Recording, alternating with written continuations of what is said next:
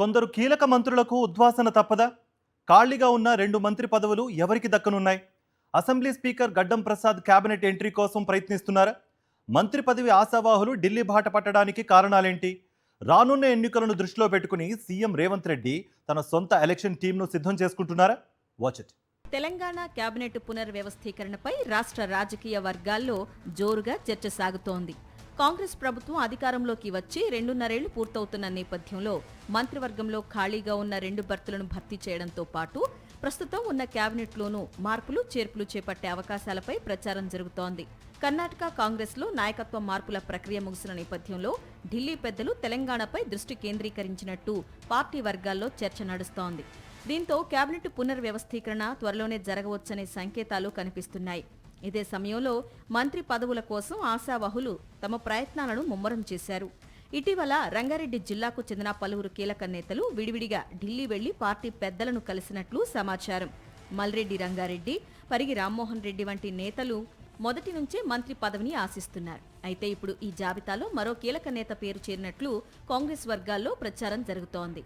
Assembly speaker గడ్డం ప్రసాద్ తనకు కేబినెట్లో అవకాశం కల్పించాలని కోరుతున్నట్లు తెలుస్తోంది. ఇటీవల ఢిల్లీ పర్యటనలో ఆయన ఈ విషయాన్ని పార్టీ అగ్రనేతల దృష్టికి తీసుకెళ్లినట్లు సమాచారం.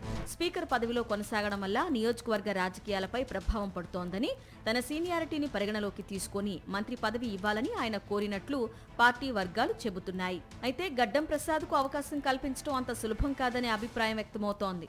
ప్రస్తుతం ఎస్సీ వర్గానికి చెందిన 4 నేతలు మంత్రివర్గంలో ఉన్నారు. అలాంటి పరిస్థితుల్లో గడ్డం ప్రసాద్కు అవకాశం ఇస్తారా, లేక ప్రస్తుత ఎస్సీ మంత్రుల్లో ఎవరినైనా తప్పించి ఆయనకు స్థానం కల్పిస్తారా అన్నది ఆసక్తికరంగా మారింది. ఇక ఎమ్మెల్యే కోమటిరెడ్డి రాజగోపాల్ రెడ్డి కూడా మంత్రి పదవి అంశంపై చాలా కాలంగా అసంతృప్తిగా ఉన్న సంగతి తెలిసిందే. తనకు కాంగ్రెస్ పెద్దలు మంత్రి పదవి హామీ ఇచ్చినా ఇప్పటి వరకు ఆ హామీ నెరవేర్చలేదని ఆయన ఆగ్రహం, ఆవేదన పలు సందర్భాల్లో తెలియజేశారు. అయితే ఇప్పటికే ఆయన సోదరుడు కోమటిరెడ్డి వెంకటరెడ్డి కేబినెట్లో ఉన్న నేపథ్యంలో ఒకే కుటుంబం నుంచి ఇద్దరికి అవకాశం ఇవ్వడం కష్టమనే అభిప్రాయం అధిష్టానంలో ఉన్నట్లు తెలుస్తోంది.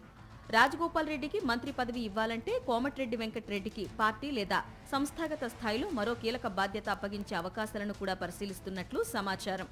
స్పీకర్ గడ్డం ప్రసాద్ కు మంత్రి పదవి ఇస్తే ప్రస్తుత మంత్రివర్గంలోని ఒకరు స్పీకర్ పదవికి వెళ్లాల్సి రావచ్చనే చర్చ కూడా జరుగుతోంది. మొత్తం మీద కేవలం ఖాళీ స్థానాల భర్తీ కాకుండా విస్తృత స్థాయిలో కేబినెట్ ప్రక్షాళన జరిగే అవకాశాలు కనిపిస్తున్నాయి.